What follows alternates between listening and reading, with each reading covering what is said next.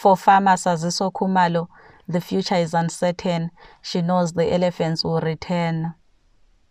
Ngesifiso sethu ngempondo lezi ezendlovu siyafisa ukuthi ngabe ziyathengiswa zincedise izakhamizi ngohlupho lwenyamazana esihlangana lalo ikakhulu endlaleni lasemanzini silohlupho lwamanzi lendlala kodwa kulalutho esilutholayo ngenyamazana ezisihlukuluza labantu bakhona asikaze vele sibabone siyafisa ukuthi ngabe bake bafike babone sikwenzelwa zinyamazana babone ukuthi indlovu zisenzani izilwane zisenzani ingcenye bengasincedisa nanjofu kubuya ndiyaplaya mabhida ekuhlola mamango tatshani vele bathi ma-benefit angalipo phambili nawo zayopha kutshoka mnyumba vele kamathi njove pamene apha muntu uyoja paja vele uzama usurviva kanjani vele muntu uthi vele aselona nayiwe pamene apha. For Mbushi Ncube, life changed in 1987 when her mother was killed by a buffalo.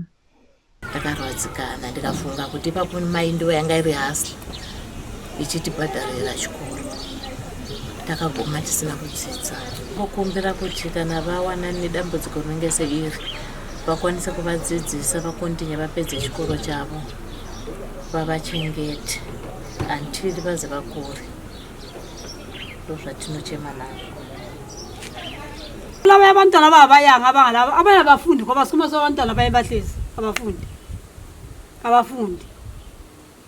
ukuthi luba bafunda uba inyamazana lezi bazenza kuhle abantwana bafunda uba isikolo kazifi uluba isikolo zethu zinhle babathenga amabhentshi abantwana bafunda behlezi phansi.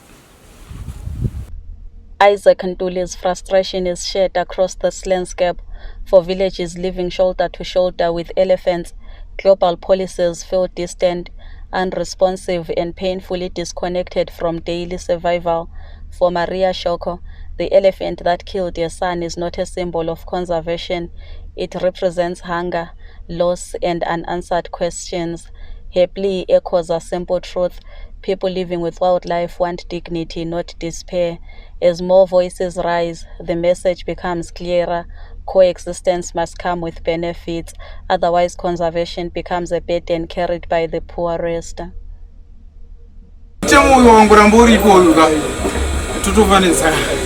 Hapana kana kwatoenda business rato aritombokure hapana chingoripo chigadzira but hapana zvonechi business yayo isingakure kosi hatisi kugadzira zvinhu zvikudiwa navanhu zvese malicense acho hatina kuita maexports acho hatisi chero country yachona hatingagoni kugadzirisa because we are not able to fight competition from other competitors from other countries.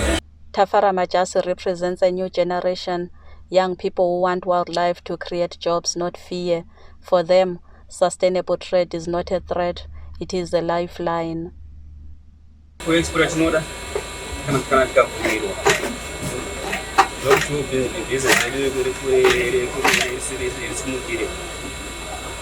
For artisans like Forget, to them wildlife-based industries are not exploitation, they are empowerment.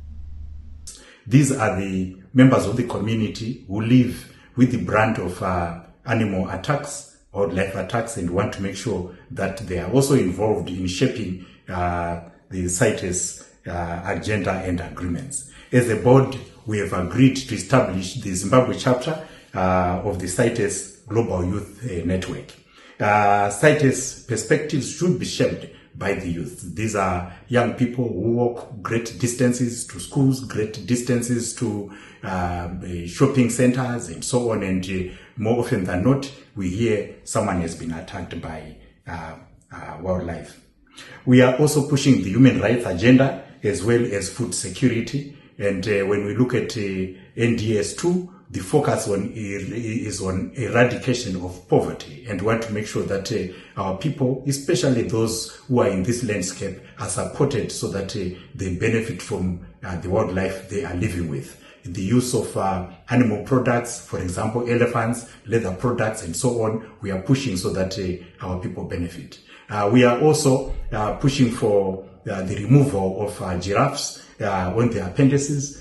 When you look at our population, it's very healthy, but as a board, we are pushing so that they are removed from those appendices. Otherwise, the solutions for finance we are looking into that so that we are well supported, and especially unlocking value from especially the ivory stockpile that we have. We would want to push and we will continue pushing CITES so that we get a favorable way out.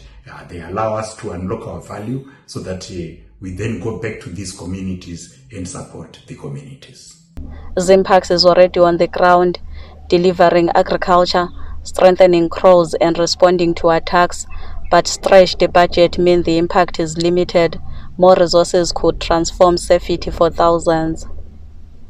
We have also managed to distribute more than 10,000 textbooks which are environmentally related to different schools so that they continue to equip themselves. We have also done quite a lot in terms of providing communities with predator-proof bombers. Currently we have over 500 predator-proof bombers that we have given to the communities so that their livestock is also protected against predators such as lions and leopards. They've proved to be working, and for the communities that are currently using those, we have not recorded any deaths or mortalities that are related to predators when livestock are within the bombers. Despite several efforts that we've done to the communities, working as well with the traditional leaders, as well as established local authorities like the rural district councils of Hwange, Cholocho, Binga and Lupan. We as ZimParks, we remain concerned with the rise in terms of human and wildlife conflict related reports. Most of them, the majority of these reports are coming from species such as elephants. Going forward, when resources permits, and we hope that the CITES, the upcoming CITES COP20 is also going to look at how can also Zimbabwe as a country benefit from the large stockpiles of elephant tusks and raise revenue to support communities. What we look forward for is for the establishment of things like human and wildlife conflict response centers around the various areas to give a quick reaction to the communities whenever such problems are encountered. And we are talking of Hwange, these are dryland areas. Communities also need to be supported with other community-based natural resource management programs to try and come up with more sustainable means of responding to issues of human and wildlife conflict. We also look forward, if resource permits, to come up with, to adopt new technologies, modern technology, that is the use of geofencing and community resources, especially to the human and wildlife conflict response centers, so that they're able to respond timelessly whenever they are caused to do with the human and wildlife conflict. The recent developments in country where there is now establishment of a human and wildlife conflict relief fund. That's a huge achievement in terms of efforts to try and address issues regarding losses of life, injury as a result of elephant or lion attack on humans. Across the plains of Zimbabwe, human-wildlife conflict is not an abstract issue. It is lived in broken kraals, empty chairs at family tables, and children too afraid to walk to school.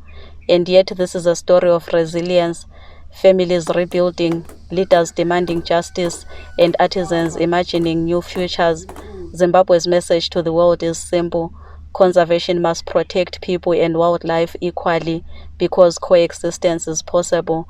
My name is Nogutaba Dlamini.